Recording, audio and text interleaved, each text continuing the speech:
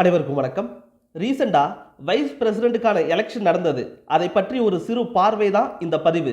Article 63 இந்தியாவோட wise பிரசிடென்ட்டை பற்றி சொல்லக்கூடியது.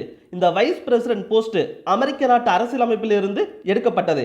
வைஸ் பிரசிடென்ட் எலெக்ஷன்ல போட்டியிடணும்னா ஏஜ் 35 கம்ப்ளீட் ஆகியிருக்குன்னு, அது மட்டும் இல்லாமல் ராஜ்யசபா மெம்பர் ஆவதற்கான தகுதி தேவைப்படுது.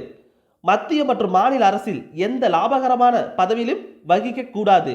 துணை குடியரசுத் தலைவர் தேர்தலில் நிற்க குறைந்தபட்சம் 20 எம்பிக்கள் முன்மொழியணும், அதே போல 20 எம்பிக்கள் வழிமொழியணும். டெபாசிட் கட்டணமாக ரூபாய் 15,000 கட்டணம். ஆர்டிகல் 66 துணை குடியரசுத் தலைவர் தேர்தல் பற்றி சொல்லக்கூடியது. ஆர்டிகல் 64 வைஸ் பிரசிடென்ட் ராஜ்யசபா சேர்மனாகவும் செயல்படுவார். வைஸ் பிரசிடென்ட் எலெக்ஷன்ல யாரெல்லாம் வாக்களிக்க முடியும்னா பாராளுமன்றத்தில் உள்ள அனைத்து உறுப்பினர்களும், குறிப்பாக நியமன எம்பிக்களும் இதில் அடக்கம். லோக்சபால 543 எம்பிக்கள், ராஜ்யசபா 245 எம்பிக்கள் வாக்களிக்க தகுதியான நபர்கள். தேர்தலில் பிங்க் நிற வாக்குச்சீட்டு பயன்படுத்தப்படும். இந்த தேர்தலில் உறுப்பினர்கள் மாற்றிக்கூட வாக்களிக்க முடியும். கட்சித்தாவல் தடை சட்டம் பொருந்தாது.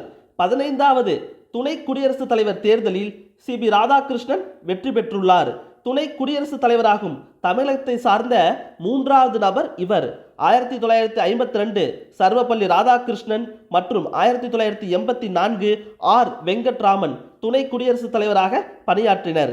பதவிக்காலம் 5 ஆண்டுகள் வரை பணியாற்றுவர். நன்றி.